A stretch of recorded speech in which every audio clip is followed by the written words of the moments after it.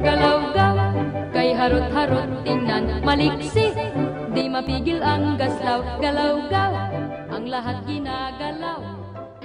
Noong 2012 pa po itong issue na ito no? Noong July 2012, una po nating nakilala dyan yung dating Czech Ambassador of the Philippines, si Mr. Joseph Rectar. At pagkatapos po noon, ay ilang beses din po silang nakipag-ugnayan sa atin sa MRT3 at sila naman po ay in-accommodate natin. Okay? Noong pong mga panahon na yon, ay maganda ang pakikitungo natin sa kanila. 2012 po ito, July of 2012. And in fact, meron pa po silang sulat doon na pinadala sa akin, palagay ko mga July 16 of 2012, na sinasabi ni Mr. Busek, ito po yung chairman ng IDICON, na nagpapasalamat siya sa akin at napakaganda ng usapan namin at sana raw po ay matuloy ang pagsusupply nila ng tren sa Pilipinas at iniimbitahan nila ako magpunta sa Prague. Mabuti na lang po, hindi ko po tinanggap ang imbitasyon magpunta sa Prague. Makalaunan, noong mga bandang October of 2013, na kapag award na po ng panibagong maintenance provider ang DOTC, hindi po MRT3 ang nag-award ng maintenance provider. DOTC po. Dahil ang otoridad ko po at saka ang poder ko ay hanggang 5 milyong piso lamang po ang pwede kong i-approve na project. So lahat po ng more than 5 million pesos, concentrated po ito sa DOTC proper. Dahil nung pagpasok pa nga po doon, binigyan ako ng special order ni dating kalihim Marojas na naka-stipulate doon hanggang 5 milyong piso lang ang pwede mong i-approve na project. All projects above that, it has to be done by the DOTC. Okay?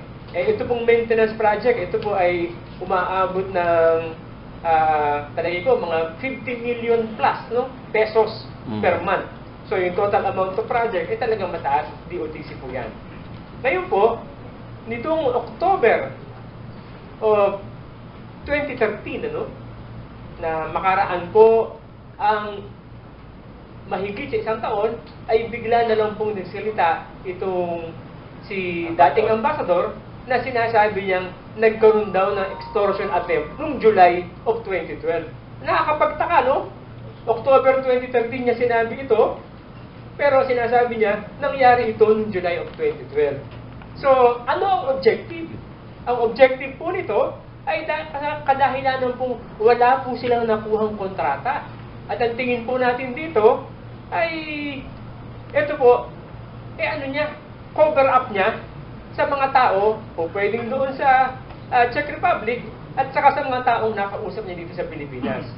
At sa isa po namin pag-uusap, nabanggit po niya sa akin noon, na sabi niya, ito po ang eksaktong words niya, this is already a done deal and you are the only stumbling block. Ano po sa Tagalog yun? Ang ibig sabihin po sa Tagalog, tapos na to. Dapat nasa amin na ang kontrata, ikaw na lang ang pahamak sa buhay namin. Parang ganun po ang equivalent nun, At yun po, dahil hindi na tuloy ang kontratang ito, kaya ito po ay gumawa ng alingas-ngas. Okay? At sa amin din po pag-uusap, nasabi na rin po niya dati, na gumastos na sila ng malaking pera para po dito po sa kontratang ito. Kung magkano man ang nailabas nila, hindi natin alam kung magkano ang naibigay niya. Pero sa isa pong mga interview ko, noong panahon pong yun, noong October of 2013, ay parang nabanggit ko, na nabanggit niya na gumastos na sila ng abot-abot na 140 million pesos.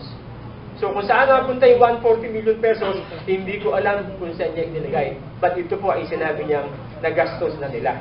At napaka-importante sa kanila ng proyektong ito. Noong October 2013 po, dahil nagkaroon po ng media blitz, na laban po sa akin, na alam naman natin kung sino yung mga nagpondo. Ang mga nagpondo po nito ay yung pong mga hindi kumita dahil po sa pagkakaupo ko sa MRT3. Nag-conduct po ng in-depth investigation ng NBI. When I say in-depth investigation, hindi po ito kamukha nung moro-moro lang ng ombudsman. Ito po, sa NBI po, pinatawag po ako doon, kinwestiyon po ako ng mga special agent nila. Ang naghahawak po nito ay yung Office of the Transnational Crimes, no? Dalawang special agent po ang nag-imbestiga sa akin. Pinagsubmit po tayo ng mga dokumento. At hindi lang po ako ang kinausap nila. Yung lahat po ng mga personalidad na nabanggit nitong si Ambassador sa kanyang statement na pawang kasinungaling, ano, ay inimbitahan po lahat ito ng NBI. At ang NBI po, nagpunta rin po ito sa MRT3 na opisina. Nag-ocular visit po sila doon at nagtanong-tanong din po sa mga tao. Na nakikita nila, yung opisina ko po, salamin. So, tinanong sa labas, pag may kausap ba si GM, nakikita nyo, opo. Paano ba ang proseso? Pagpasok po ng mga bisita niya, ano ba ginagawa? Naglalago sa labo. So, tinignan lahat ito ng NBI. At makaraan po ang mga 2 buwan, noong February of 2014, naglabas po ang NBI ng report. At sinasabi po na walang batayan.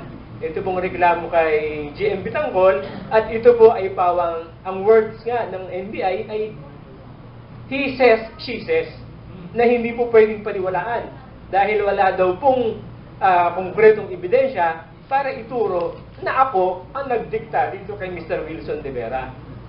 So, yung pong NBI report na yun ay nag-leak po sa media. At yan po ay napunta po sa pahayagan, ano? February 13 o February 14 of 2014. Subalit ito po ay hinarang po ni dating Secretary ng Department of Justice na ngayon ay Senadora Laila de Lima. Nako. Sinabi po niya, hindi po pwedeng ilabas yan kasi kailangan pa yang i-approve ni Pangulong Aquino. Ang nakakataka, NBI report, bakit kailangan i-approve ni Pangulong Aquino? Meron nga pong sumunod doon, nung nangyari ang mamasapa, no? Nag-imbestiga ang NBI, paglabas ng report, siyempre, ang tanong ng mga media personnel, i-approve pa ba ito ni Presidente? Ang sabi po ni Secretary de Lima, hindi. Diretso na yan, ilalabas na ang report. So, ano ang pagkakaiba? Ako ba ay may pinatay na 44? Wala naman po. Siguro may pinatay po akong 50 na ipis sa bahay, no? Yun po, no? Tayo po ba ay may ninakaw na pera sa gobyerno? Wala po. Kahit isang kusing po, wala po tayong ninakaw na pera sa gobyerno. And in fact, no? Kahit nga po doon sa interview sa akin ni Professor Willie Munsod, sabi ko, abonado pa nga po ako nung maupo ako dyan sa MRT3. Dahil po yung rehistro noong aking service, no? Sasakyan po ng MRT3, no? Ako po ang nagbabayad ng registration sa LTO kasi wala pong budget ang MRT3. At sabi po sa akin kung ayaw niyo pong bayaran yung rehistro, huwag niyo pong gamitin yung sasakyan. Yun po, no? At ito po ay verify po ni Professor Bunsod, ano? At nakita po sa records ng MRT3 na ako po talaga ang nagbabayad. So, yun po ang nangyari noon, ano? At kung ito pong NBI report na to, no, ay inilabas pa noong 2014, no? Tapos na po itong lahat ng kasong ito. Wala na po ito. Di dapat po nakapagpatuloy na ako at ang aking pamilya ng normal na buhay. Pero, meron po palang plano itong nakaraang administrasyon na siguro para pagtakpan ang mga kapalpakan nila, no? Kaya, hindi po inilabas ang report na to. At paulit-ulit po, ilalabas sa media, sabihin, kakasuhan si Bitangkol, mawawala. Ilalabas ulit, kakasuhan si Bitangkol, mawawala. Okay? Tayo naman po, nung mawala po tayo sa servisyo, no? Nung May 2014, tayo po ay nag-resign at inaprubahan naman po ito ng Presidente noong June 2014, namuhay na tayo ng tahimik, no? Subalit nung mga bandang patapos na, no? Yung sumunod na taon, ano? Medyo lumalabas na naman itong mga ganitong usapin. Kaya tayo po ay nagdesisyon na magsalita. At tayo po, magsimula po noong 2015 ay nagsiwalat na ng ating mga nalalamang anomalya dito po sa dati pong administrasyon ng DOTC. And in fact, tayo po ay nag-execute ng isang detalyadong affidavit at ito po ay kasama po sa i-file natin sa pleading natin sa Korte Suprema, pero hanggang ngayon po wala pong aksyon. Kaya tama, jury system. Yes. Mamaya, babalikan ka na niyang kapatid, no? Yun po, no? Na tumagal. At dito pong nakaraang eleksyon, ano? Tayo po, alam naman po natin, no? Yung pong mga pagsisiwalat natin ng mga kakulangan na ginawa ni dating Secretary Marrojas sa DOTC, no? Alam ko po, naka-apekto po ito sa boto niya at nakabawas sa boto niya. Malaki po ito, no? Dahil meron din po mga emisaryong nakikipag-usap sa atin. Sabi, attorney po, pwede po ba? Huwag muna tayong dumaldal, tumahimik muna tayo. Hindi naman po ako kakausapin ng ganun kung walang epekto sa kanila.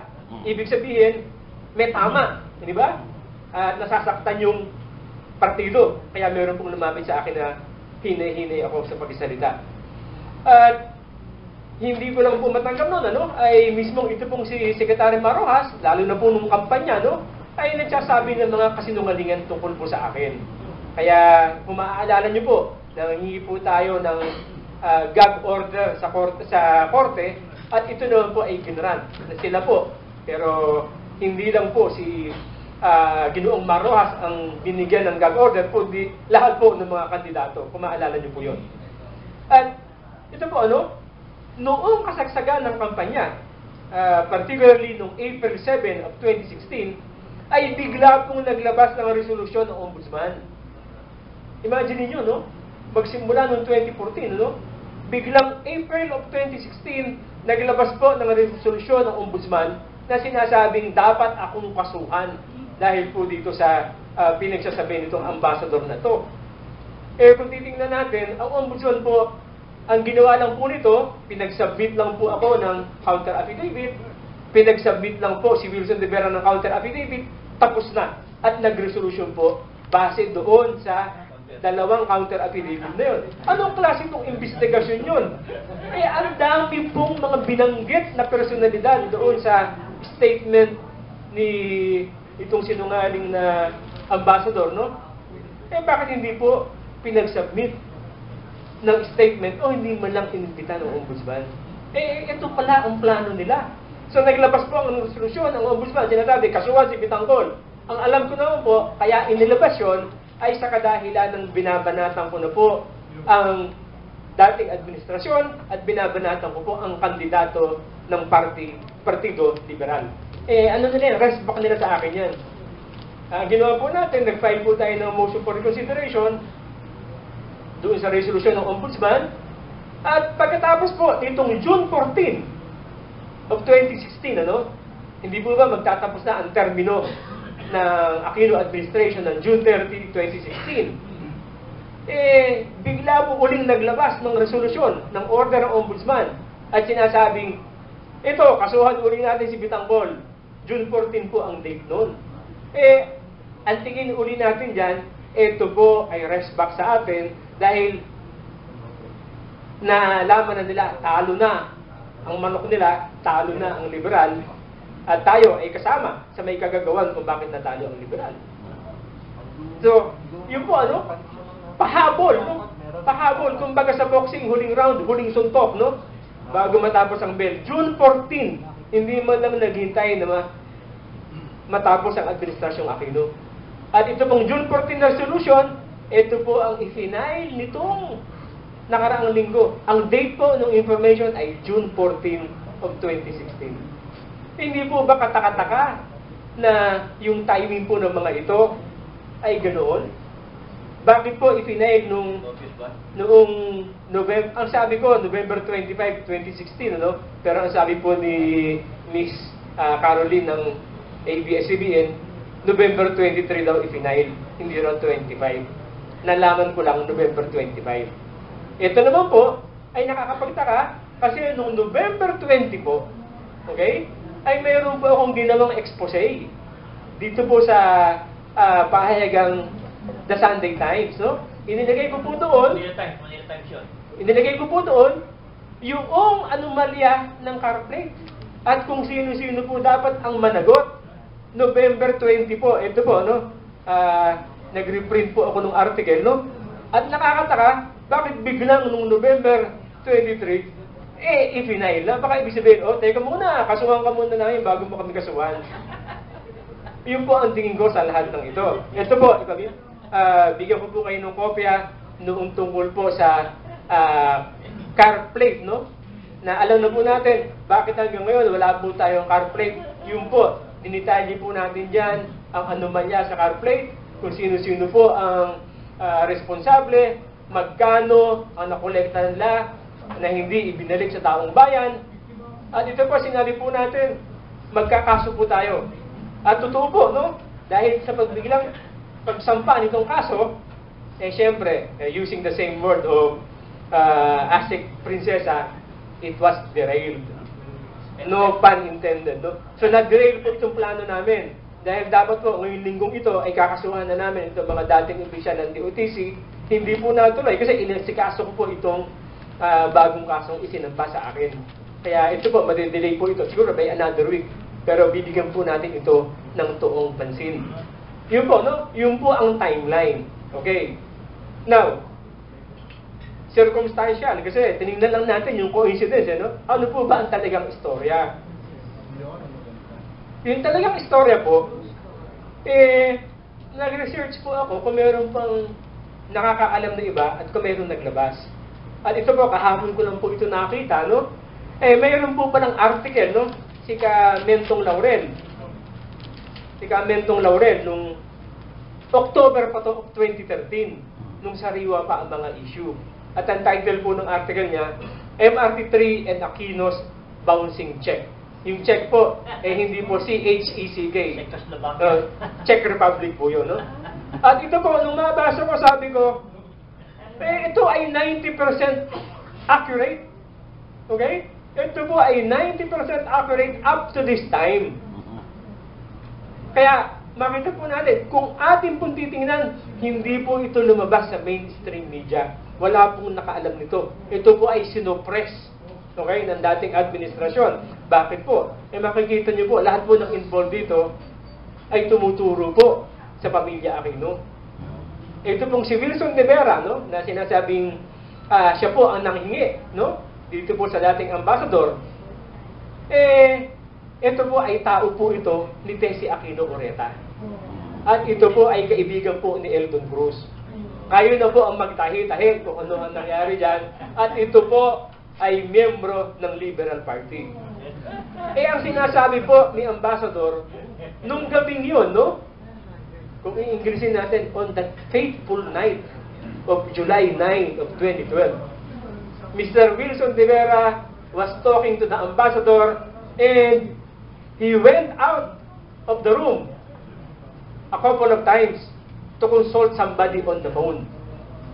Yun ang words mismo ni Ambassador, no? To consult somebody on the phone.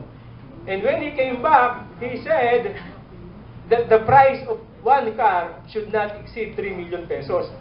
Totoo po na hindi po dapat tumaas ng $3 million kasi yun po ang budget ng NEDA. At ang budget ng NEDA po, na-approve po ito noong 2010. Wala pa po ako sa pwesto. Dahil sa kaalaman niyo po, nasa pwesto po ako ay noong January 2 of 2012. So na-approve na po ang budget na 3 million pesos, $3 million per car. At yun po ang sinabi ni De Vera. At ang sabi ni Ambassador, we assume that he was talking to Mr. Bitangol. So nasaan po ang pruweba na ako talaga ang kausap? Wala pong pruweba. At yun naman pong statement po ng chairman ng INICO, no, na si Mr. Jose. Ang sabi niya, Mr. De Vera proposed, no, for us to give some money to some unnamed individuals. Napakaliwanag po na sinabi nung chairman ng INICON na si Jose, na sabi niya unnamed individuals. Pero pagdating po sa ombudsman, sabi ng ombudsman, itong unnamed individual si Bitangol yan. Itong kausap ni De Vera si Bitangol yan. At yung pong ipinahin nilang kaso, ay nakasulat na po doon, Bitangkol directed de Vera to extort money. Anong klase po ba naman pag-iimbestiga yan? Hindi po ba? Kaya nga po nakita natin, marami po ngayon na itong ombudsman, tama po ba ang pinagkagawa nito? Pinikap ko nga po yung sinabi ni Greco Bellica na sabi niya, ombudsman resign. Ito pong Sabadong ito, no? Sa akin pong sinusulat sa column sa Manila Times, bukas po ito, no? Nandyan tayo, kapatid, no? Sinabi ko, bakit hindi natin i-reforma ang judicial system? Bakit hindi natin gawing ang lahat ng indictment, indictment by a grand jury? Meron tayo 12 tao na magdidesisyon. Ito bang taong ito ay dapat natin i-indict, dapat natin kasuhan, na hindi po ito magre-rely lang sa isang tao na po pwedeng impluwensyahan, sa isang tao na po pwedeng bayaran, sa isang tao na po pwedeng i-coerce. Ayun po ang nangyayari sa atin ngayon. Kapag ikaw ay gustong kasuhan ng ombudsman, si General Bato ka, sige, walang nagreklamo sa'yo, pero kakasuhan kita. Hahanapan kita ng butas. At yun po ang nangyayari po, no? Tapos na po ang desisyon, saka pa lang po gagawa ng resolusyon kung paano magiging ganun ang desisyon. Babaluktutin po ang mga facts of the case para yung decision ay maging akma kung ano ang gusto nilang lumabas. Yan po ang katotohanan na nangyayari ngayon. Kaya po doon, sinabi natin, tapusin na natin to. Palitan na natin ang sistema. Gawin na nating by jury ang indictment. Para ito sigurado. And in fact, mayroong isang tao na dapat kasuhan. Sasabihin ng ombudsman, teka muna, puro allegation yan, puro hearsay. Wala tayong lead, hindi natin gagalawin yan. Yan po ang sinabi ni Ombudsman Carpio Morales, no? Dito po sa kaso ni Senadora Laila de Lima. Na mabuti na lang dito sa bandang huli, no? Dahil meron na talagang mga nag-file ng complaint sa kanya sinabi, sige, titingnan po natin. Pero kung ito po ay indictment by a grand jury, ito pong 12 taon nakaupo pag nakita na, po pwede nga. Yan.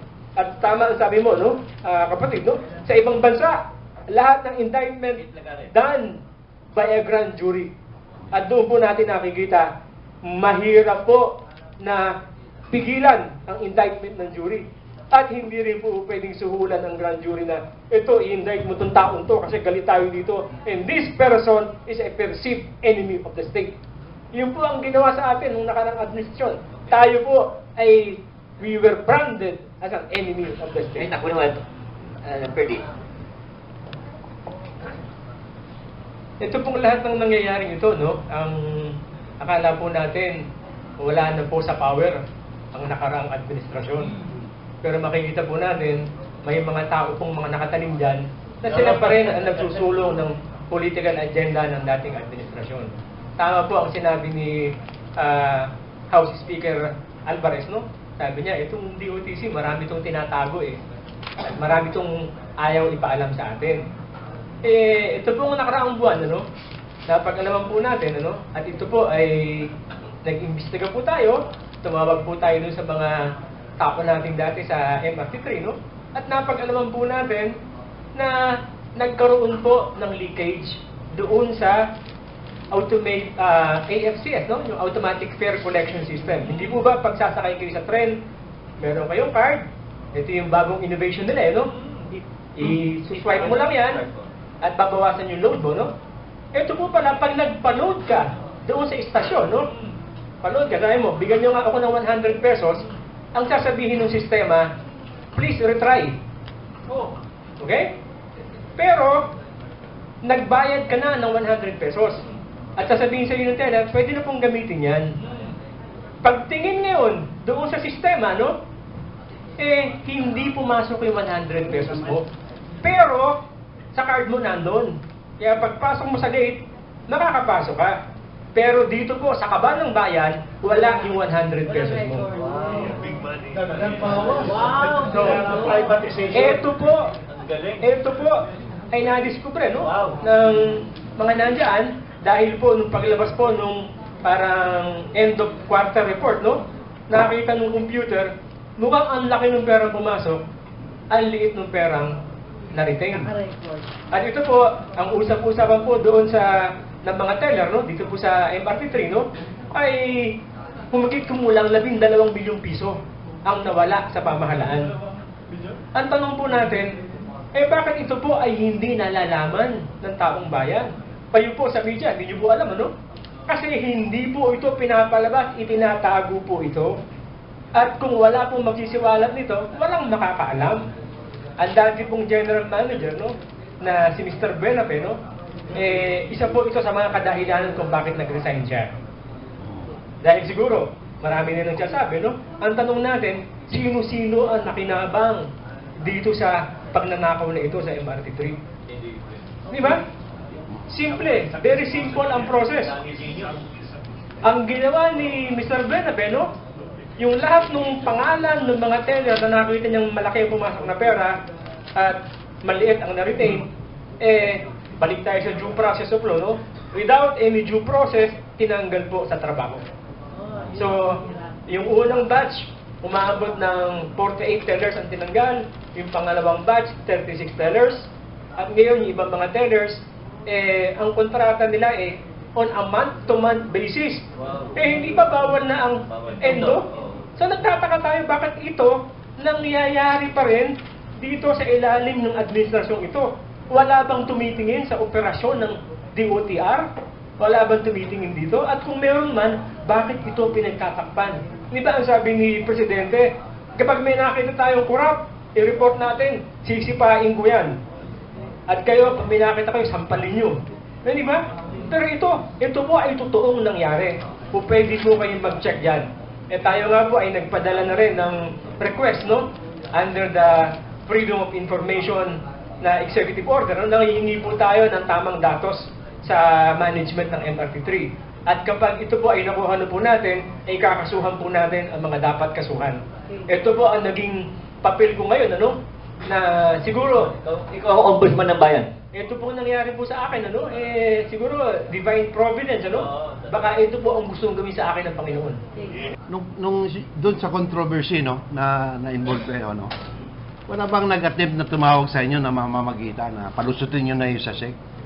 Si Balsi Aquino o si Eldon o yung dating PNR head nung panahon ni Cory? Wala ba? Meron pong isang tao, no? Ito, hindi ko na alam kung i-delay nila to in the future, no? Oo. Ito pong isa dito, no? Ito pong si Mr. Maralit, no?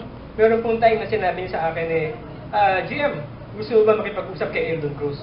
Sabi ko, anong pag-uusapan namin? Hindi ko po kinausap. Anong first name niya, sir? Marali. Si Manolo Maralit. Manolo. Ito, nandiyan sa istorya, makikita mo. Ito ang parang consultant ng Czech Republic dito sa Pilipinas. Sir, base sa inyong experience, nakakalungkot nga po kasi parang wala kayong kakampi nung time ninyo, nangyari sa inyo. At ngayon ko na-realize na tama kayo. Yun po bang mga press corps na nakapwesto sa inyong sinasakupan ng araw na yun, ano bang nangyari doon? Parang hindi lumalabas yung mga tamang move ninyo para sa impormasyon ng taong bayan. Magandang katanungan yan, ano? Napakarami ko pong mga sinasabi doon. Pero lahat po ito ay nasusurprise ng media. At meron nga po, in-interview ako, napakahabang interview, hindi po lumabas sa telebisyon. Meron pong isang batikang manunulat, no? In-interview po ako, no? 2 oras po kaming nakaupo. Pinakita ko po lahat ng mga dokumento. Isinulat niya ang isang magandang istorya. Isinulat niya ang katotohanan. Pero hindi po siya pinayagan ng publisher na ilagay po sa broadsheet. Ito po, lahat po ito nangyari, no? Yun po ang nasa saloobin natin na kahit ano po ang sabihin ko ng mga panahon na yun, hindi po lalabas. At ang pakiusap ko nga po sa media palagi, no, na sana po, bago tayo maglabas ng balita, tingnan po natin, tama po ba ito? Tama ba ang source? Ang nangyari po kasi dati, ang lahat ng balita only based on press releases. Maglalabas po ng press release ang ombudsman, yun po ang kukopehin ng mga mamamahayag. Maglalabas ng press release ang DOTC, yun ang kukopehin ng mamamahayag. Ako naman po, meron akong sasabihin, pro forma, i-interviewin ako, pero hindi po ilalagay. Ang lalabasan talaga kung ano ang nasa press release. Pero ngayon po, siguro naman po, iba na po ang treatment, no? Dahil meron na rin po mga lumalabas na sinasabi natin. At ako naman po ay hindi na iba sa inyo, kasi ako po ay isa na ring mamamahayag, no? Tuwing Sabado po, Columnist yan sa Manila Times. column ko sa Manila Times. All insight. Opo. At tayo po ay tumutulong na rin, no, sa maraming NGO na katulad po nung Anti-Trapo Movement of the Philippines, Ni Mayor Liga Calda. ng Eksplosibong Pagbabago, at Citizens Crime Watch. Tayo po ay tumutulong dyan. Minsan po tayo po ay umaaktong spokesperson ng mga organisasyon na to. At lahat po ito ay pro bono na ginagawa po natin para po magbago ang ating pamahalaan. Okay. Relative po doon sa trial by jury, no? Ako po, isinusulat ko na rin po yan. Sabi ko, maling-mali po ang sistema natin. Dapat po talaga ay meron tayong jury system. At doon po sa mga nagsusulong ng pagbabago ng konstitusyon, ano, yung federal form of government, ang palaging pinagtutuunan ng pansin, ito lang legislatura at saka ang hekutibo. Pero paano yung judiciary? So, ang proposal ko nga po dyan, dapat lahat ito kasama. Kapag binago natin ang konstitusyon, isama natin ang jury system, baguhin natin ang judicial branch of the government. Meron po akong ginagawang model ng federalismo. Ito po, sarili po nating model to. Hindi po ito, kasi yung sinasabi nila, copy the French model, copy yung model ng US. Iba po lahat yun. Incompatible sa atin. Iba po ang Pilipinas. Correct. So ito po, gumagawa po ako ng modelo.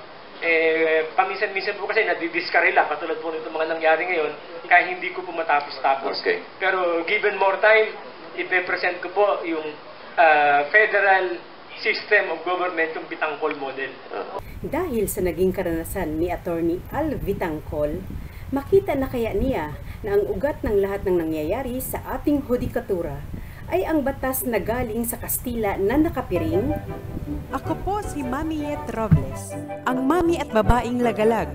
At ito ang aking balita, news, para sa kaalaman ng buong Pilipinas at buong mundo, North, East, West, South. Hanggang sa muli! At pakialam, galaw-gaw, kung tawagin siya'y ganyan, kang karot, na trumpong tumatarang, galaw-gaw, nakalilitong